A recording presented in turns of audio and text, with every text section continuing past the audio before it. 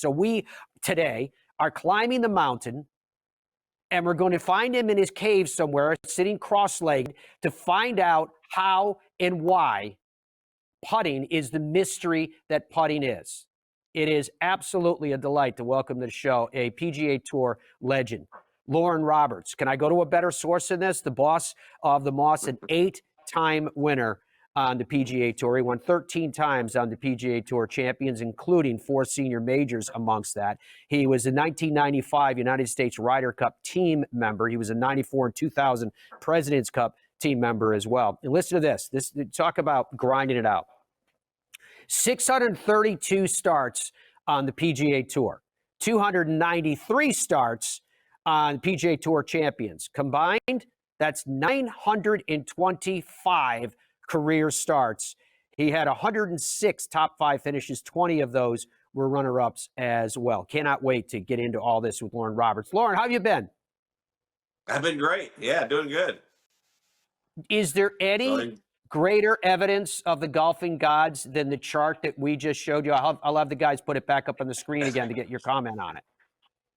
Well, it's still ball striking is obviously still the important thing. All right. But, you can, and I look at my career and say, well, okay, I had an ice shrine tour, and it was basically the putter that really kind of saved me and got me up in there.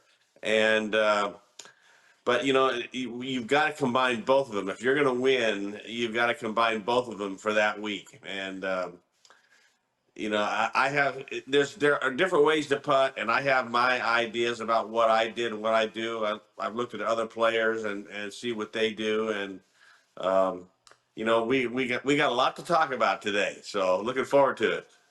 Dude, I cannot wait to get into this because it is such a mystery to me. I think about the words, I'd have to paraphrase because I forget Lee Trevino's exact quote where he said, God doesn't give everything to everybody.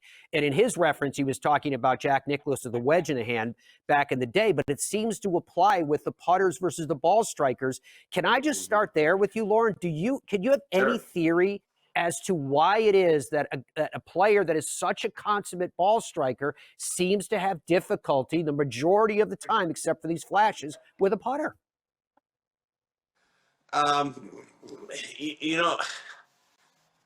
Obviously it's the focus on what that player does the best, and what that player feels like he does the best. That's what he's going to focus the most on. There are different ways to putt, just like there are different ways to swing. When I first started, there were a lot of different golf swings out there. Now the guys, most of the players, they all kind of more look alike, than when I first started, because there are some basic approaches that everybody has to do when it comes to golf swing to create speed and all that sort of thing. But putting, to me, is more about feel. And I don't know what this stat looks like, but this is what I've always kind of felt like. If you're one of the best ball strikers, you're going to be, knocking at 8-10 feet a lot, okay? And you're not going to miss as many greens, so you're not going to be chipping it up as close, so I don't know. I think there's when you're hitting it 8 or 10 feet every hole, it's tough to make a lot of those, and I don't know, and I'm just throwing this out there. I don't know if that weighs into the stats or not, but you can probably tell me that. Well, I mean, I can give you an example. Last year's Open, I was assigned to Cam Young, so I was with him for the final 36 holes, every shot he hit. And I will tell you honestly, I think he should have won the Open at Royal Liverpool by at least 10 shots. He could not make a putt. In your experience, when you were watching great ball strikers back in the day at the height of your prowess, and they couldn't get the ball in the hole the majority of the time, but they were such great ball strikers that they had more opportunities for birdie, like you're pointing out, so they made enough that they were in contention or they would break through and they would win. What's it like for you as a great putter when you're watching someone who just seems to naturally struggle the majority of the time with a putter in hand? I think, if you're struggling a little bit, and I think a lot of people would think this way. I mean, it would be something that could be in the back of their mind. They start putting a little more pressure on themselves, and you start looking for different things to do. I mean, I've seen guys that actually change what they are trying to do with the putter in the middle of the round. I mean, just to try to make some more putts. It just, you have to figure out uh, what is going to work for you and just stick with that. Really great ball strikers. I've always thought, gosh, I would have loved to have been that. But I did just, and this is just me saying that when I played, I used to always kind of use the term, okay, just get me on the green, and now you're in my stadium. Okay, that was the mental approach I used to do. So If I take a look at Loren Roberts in that regard, this is interesting because it does provide us with the contrast we're talking about. I went back to, it's difficult because when you go back to your days in the PGA Tour, they didn't have the strokes gain stats coming in the way they do now. But right. I went back to 2002, and the reason why I picked 2002 is because it was one of the later years in which you won. And again, I emphasize it was a year in which this man won on the PGA Tour. 125 to 150 yards, ranked 128th. 75 to 100 yards, ranked 123rd. 50 to 75 yards, 112th. Total driving, 135th. Driving distance, 192nd. Now, I'm not saying those stats, Loren, to diminish you. I'm saying that to Yeah. celebrate you, because here you were in these areas that weren't even to the average, but you won in that year, and it was a long run of winning that you had done on the PGA Tour. So, again, now you got them in your stadium when you get them on the green. Don put out our question of the day today, in which he said, do you believe you are a good putter? And right now, just under 60% are coming back and saying no. So let's pick up right from there, Loren Roberts. Is putting in putting performance in any way predicated on belief? You've got to have a positive attitude if you're gonna be well about it. I mean, if you're standing over a putt, then this is my thinking about it. If you're standing over a putt and you don't feel like you're gonna make it, and you feel like, well, I'm struggling. What am I gonna do here? I missed you've got to have a positive attitude about what you're gonna do. But if it doesn't go in, you got to forget it. You move on to the next one. You got to forget that way. You've always got to be positive about it. Um, and obviously I had bad weeks putting too. I mean, but Come on. you just, yeah. I had some bad weeks too, dude. I missed a 5-foot putt that would have that would have won me the Open in Oakmont, for heaven's sakes, on the last hole. So okay, I miss them too. Yeah, but anytime anybody judges themselves on missing a putt at Oakmont, that is a very, very Yeah. difficult standard. Oh gosh. Did you ever have putting performances, good or bad, I guess would be the question, but I suspect it's the former. Did you ever have putting performances that even surprised you? Um, yeah, I'm trying to think of when it would have been, but um, gosh, I. But this is I tried to forget it. I'm sure I had bad tournaments and bad weeks where I didn't putt good, and uh, I'd try to forget it. I'd get past it, just forget it ever happened. You know, um, What about on the positive I side? Were there times when you were like, my gosh, I couldn't miss. Everything went in. that's right. Yeah, I've had weeks where just everything went in. I mean, it didn't matter, but you were in a rhythm and you stayed in that rhythm. I'm sure most players on tour would tell you. And also, it's about the golf course you play, where you're playing, the type of grass you're on. But I've there were some courses that I could go play, and I loved them, and I couldn't finish out of the top 10 whatever year. Then other courses I could go play and could barely ever make the cut and play as good as I could play. It's just, I don't know. It's just different courses for different guys. But What would you I always say? tried. Go Go ahead. ahead. Go ahead. I always try. I always try to No, use the attitude that, okay, I'm going to get up here and I'm going to do the best I can. And if it doesn't go in, I've got to forget about it. But I always want to be positive about playing around, as far as just get me on the green and then I got a chance. So you're always looking at yourself as being in a positive frame of mind. Loren, you and I haven't discussed putting and the execution and the philosophy of it and the emotion and the mystery of it to a great extent over the years. We've mostly talked about your career and what you accomplished and how you did it. But it's fascinating to me because I'm already sensing you going down the same road. I have had this discussion climbing the mount in talking to Dave Stockton.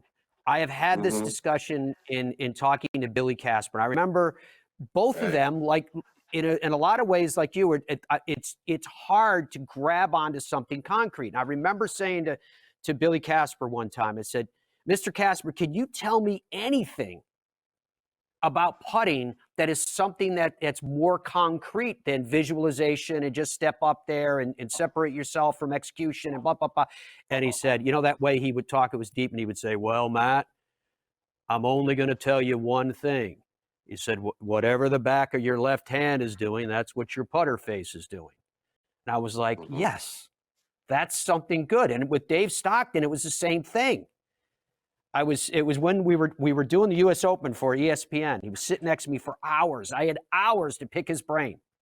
Yeah. I just could. It was like trying to read clouds when someone has that innate putting ability. And he finally said, "The only thing I'll tell you is that when you're going to putt," he said, "I don't care how people putt. I don't care what they're moving. None of that matters to him." He told me what matters to him is that you do a full circle around the hole so that you can see all the variables that you're facing when you're trying to execute said putt. What of Loren Roberts? Is there something that you can give us that has a hook to it, a concrete? I know people right now are leaning forward towards their television and radios. Well, yeah, I'm going to give you a lot of stuff because I feel very positive about some things. And obviously, we're going to talk about a lot of different things here. But when you just talked about walking around the green, believe it or not, you should be reading that putt before you ever get on the green. As you hit that shot on the green and you're walking up on the green, you need to be looking at the whole green and the tilts and where the runoffs are, so you can get a feeling of, well, how is this green absolutely placed. You're reading that, and I think a lot of players do it and they maybe don't realize they do it, but you're actually reading that putt before you ever get on the green, or you should be, because you're looking at the whole dynamics of what the green are. I like that, of looking around on both sides. I would always generally be on the low side of a putt and then behind it. Now, if I had a little doubt on what I saw, then I'd go around the whole putt. But I'm reading that putt before I ever get on the green. And guys have played numbers of practice rounds on these golf courses, and they know what the greens. I mean, my gosh, they have all these little books now where they used to be able to write down all the dimensions, but now you can't use that anymore. But you're reading it before you get on the green. Now, this is the one thing that I always say about putting, that I know there's two different ways to see it. And you talk to Mike Shannon, who teaches putting down at Sea Island down there, and I've talked to him about this over the years. And there's two ways you see things. You're either linear or you're non-linear. Okay, and that's a personality thing. But what I always say is the most important thing about putting is speed control. Is the whole thing about putting. If you cannot control your speed, you cannot pick the line. Very few putts are straight putts out there. All right. So if you can't control your speed, how are you going to pick the line? That's my number one thing. Now, how you're going to control the speed is obviously with your stroke. Now, there's other ways to putt, because okay, and I've discussed this with Crenshaw a little bit, and obviously you look at Crenshaw's stroke. He's the absolute true arc putter, true arc putter. I don't care if it was a wedge or a driver or a putter. That shot was going to go right to left. So when the putting, he'd take that thing back, the toe it open, and he released the toe through it and release it. He was a true arc putter. Now you look at Trevino. Now, okay, he took the left side of the golf course out of play. Now he could make it. He was so good, he could make it go any way he wanted to, whenever he wanted to. But primarily, in my observation, he would take the left side out of the golf course. So now he would be a square to square putter. He'd work the heel through it. Okay, square to square. Now that's what I do. So there are different ways to do it, but the key is how do you control your speed? Now, the putting stroke is a miniature golf swing. Okay, it's a miniature golf swing, and when I see people that I've given some lessons to, just friends around, I see, and I've even seen a couple of tour players do it. If I on the backstroke, if I see that putter shaft go back, and that the butt end of that putter shaft is not pointed at their belt buckle on the back of on the backstroke, they got no chance because that it's got to be a golf swing. That thing has got to have a swing to it and a release just like the full swing when you swing a golf club. With everything you've been saying, Loren, I've got people asking about aim point. There's a lot of guys on tour now using that, and I'd be curious to see what you think about that. Is that a good method, in your opinion?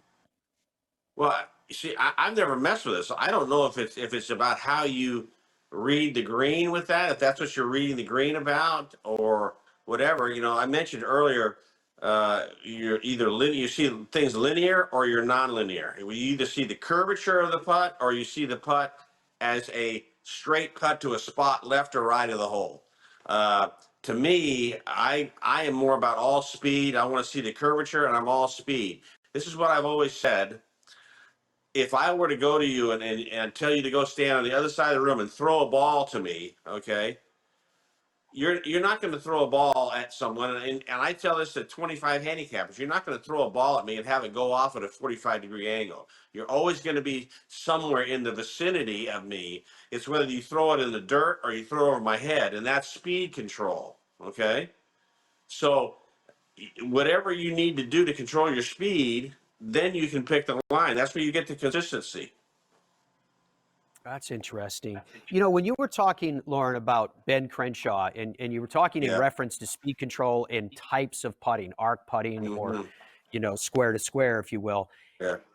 Ben has told me that he actually decelerated into the ball. Now, is acceleration or deceleration relative to putting, is that something that doesn't really interest you? Because, again, it all comes back to speed control and whatever you need to do to get the ball to the target area?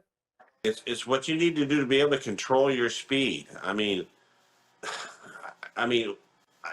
sometimes I see guys, they'll have a 12-foot putt and they'll knock it 4 feet by the hole. I mean, it's like, okay, that's not going to go in if it, if it does hit the hole. I got a great quote from Ben. I'm going to give you. He said, Loren, he said, you've got the hole. It can go right in the middle of the hole. It can go in either side of the hole, or it can be just like you're late for church on Sunday. You can come in the back door. Okay. So, I mean, it's just getting it around the hole. If it's got the right speed around the hole, it doesn't have to be on the perfect line. It's going to go in the hole. Is there a personality type of a great putter? I don't know. You know what I mean? Like type A, type B, somebody that's generally pretty chill. I think,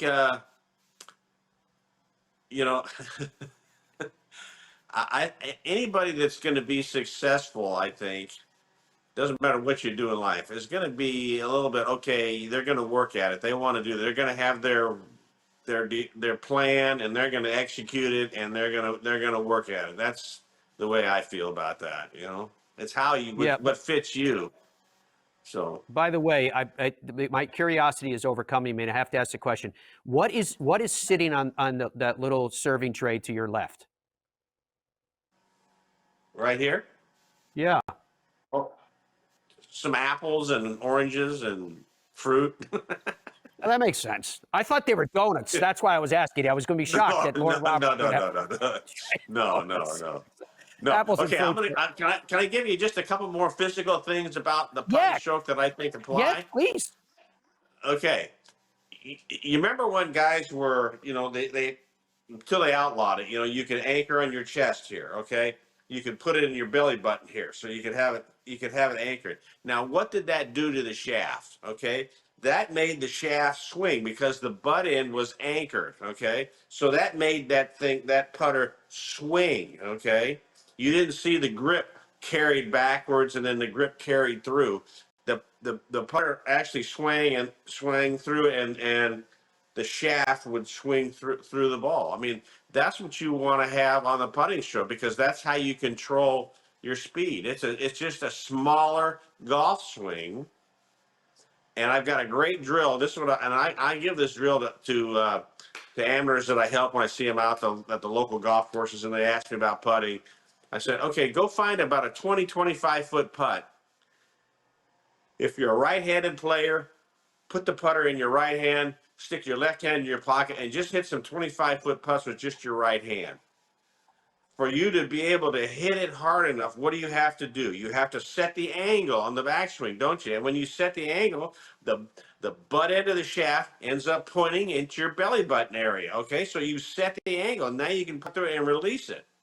I've always felt, when you mentioned Crenshaw, I felt like he decelled a little bit at impact. I always feel like that's the maximum speed at impact. So then your putter immediately starts slowing down after that, because I want to think of the putting stroke as a pure pendulum action.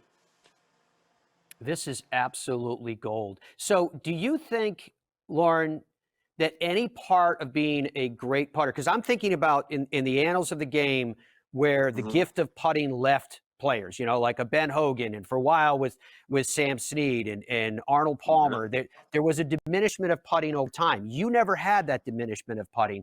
You don't believe that any part of being a great putter is a natural gift? Well, yes, but I can tell you maybe how it happened, because when I was an assistant pro before I ever got on the tour out in California, our local club, the putting green was literally 20 feet outside the pro shop door, and we didn't have hardly many members play after about 2:30, 3 o'clock. So I'd be out there all afternoon putting every day, just listening for the phone to ring. Are you a player that stuck with a putter or a small group of putters, or were you the sort of like the walrus where they said, "Where's your putter?" and he said, "Well, that one couldn't swim."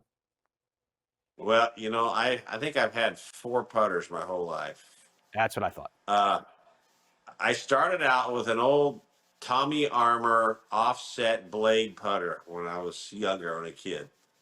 It's 34 inches, and I would get out in those 80s on the first 80s on the tour, and I would maybe have 2 good days, but I'd always have at least one day that I didn't make anything. Okay. And obviously that would kill me.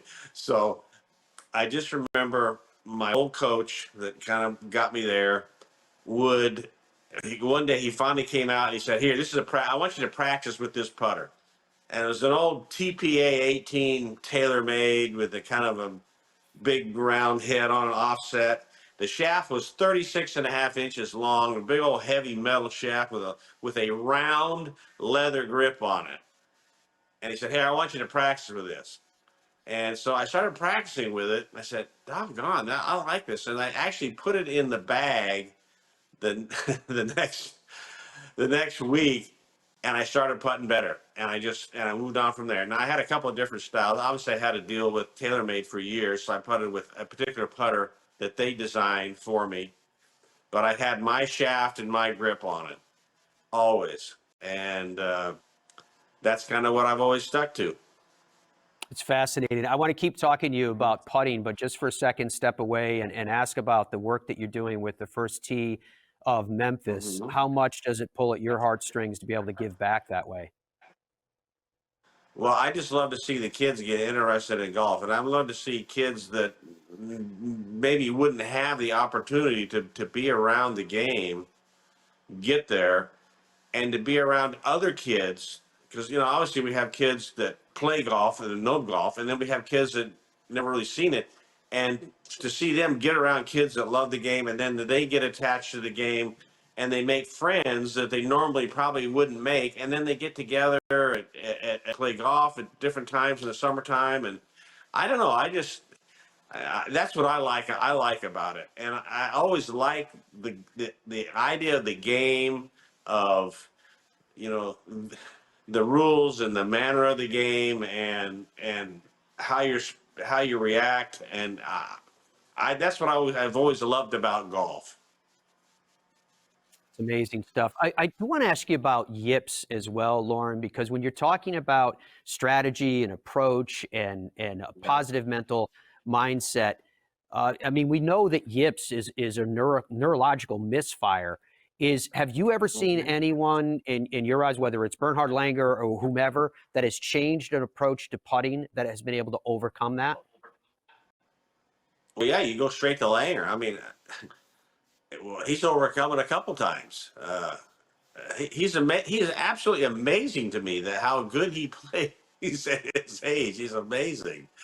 Uh, but yeah, he definitely did a great job about that, Do you, do you have overcoming any that. advice for people that are struggling with it? Well, I would say you've got to get out and practice. Okay, you've got to come up with a routine that you have to go through. If you're standing over a 3-foot putt and you're thinking about, oh, I'm going to miss it, and all of a sudden, oh, my right hand gets a little in kick. To me, hands are involved in the stroke because you set the angle on the backswing. I've told you that about having the butt end putted at your belt buckle on the backstroke, so that you have a release when you go through.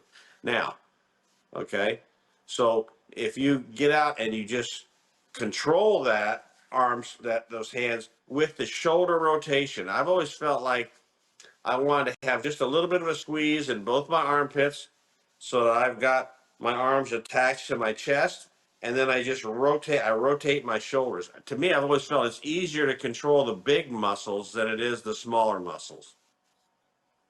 That's interesting because it is very much in keeping like with the philosophy of someone you mentioned already with Mike Shannon, where he was telling Yeah, me that because the green speeds are getting so much faster in today's world right. of golf, that back in the day when you had the players of the sort of like a Gary Player that would pop the ball Right, and very much were handsy through the stroke, that you need to be putting with right. the body was the way that it was described. That seems to be in keeping with Yeah, your philosophy as well.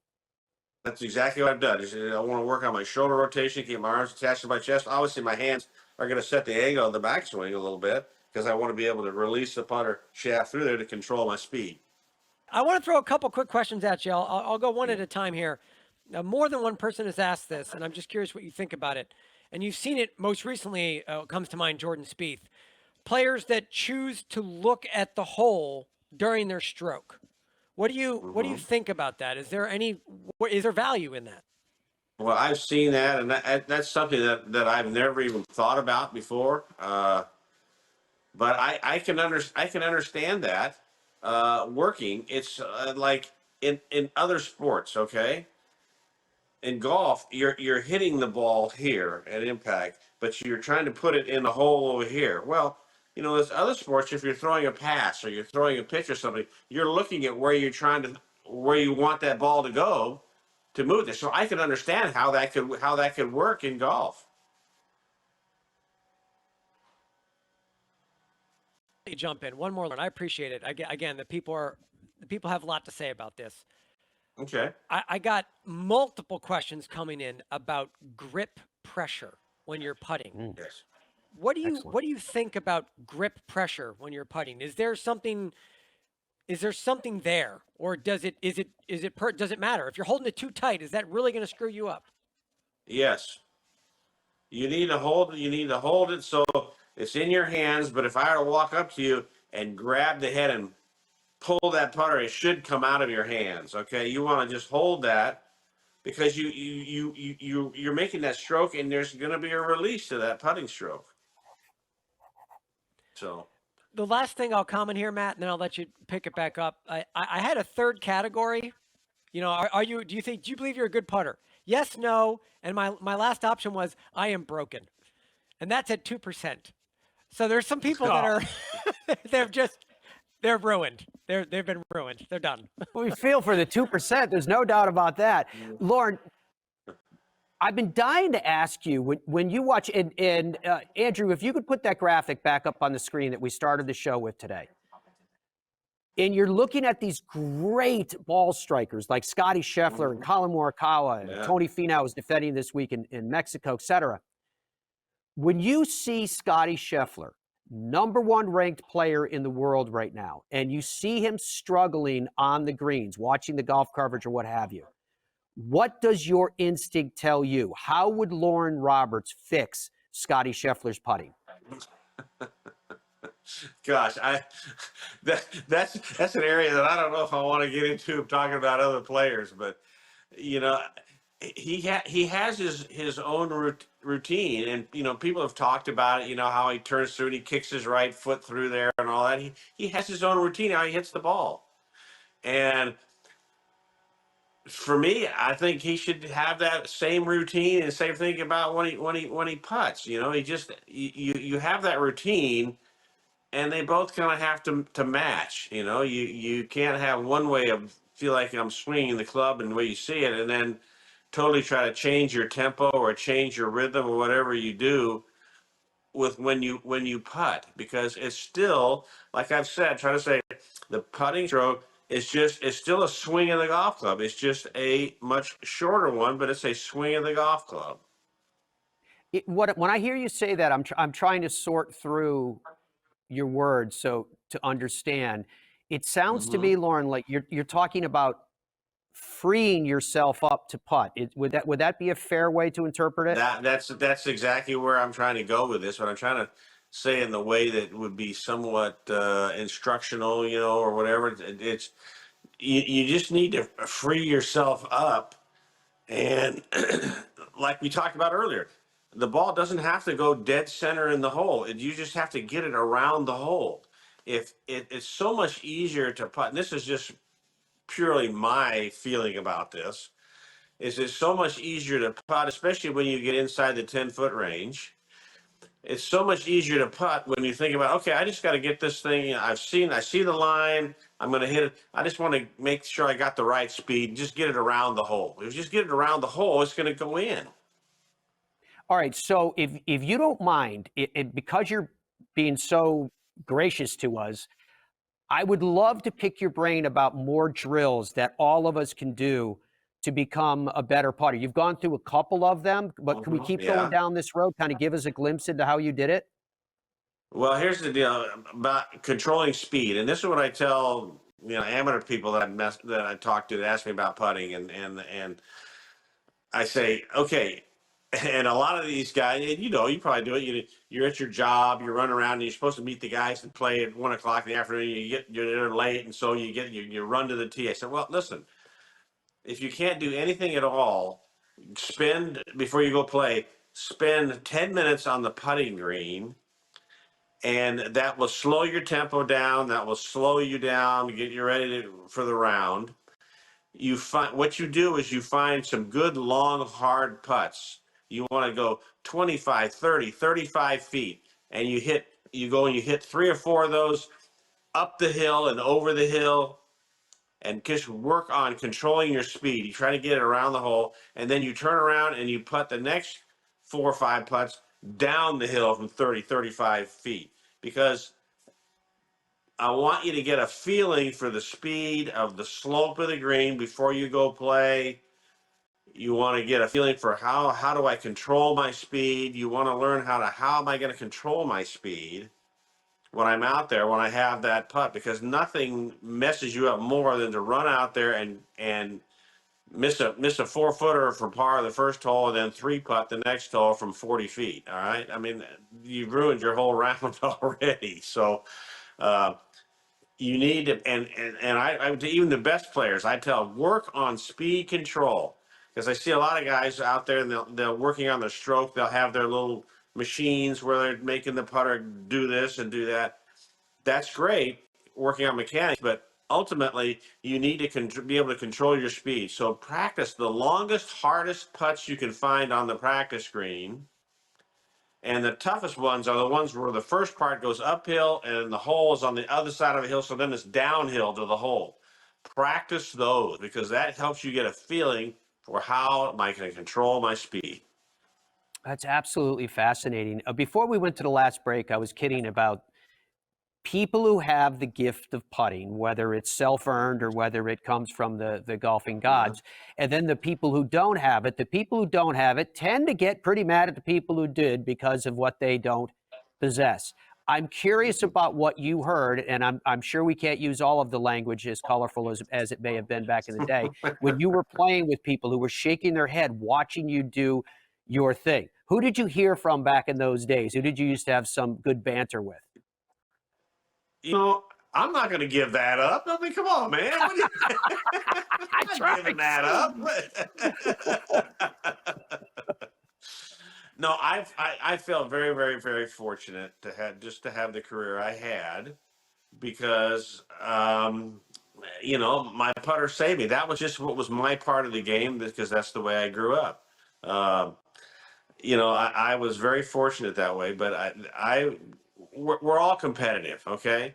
And like I said, I would use that mental seismic of, okay, maybe you're a better ball striker than me or whatever, but okay, now I put my shot on the green. Now you're in my stadium, okay? Now you're playing a home game at my stadium. Now that's just a mental approach that I used to use, So, but I'm not going to give anybody up on that. I'm sorry.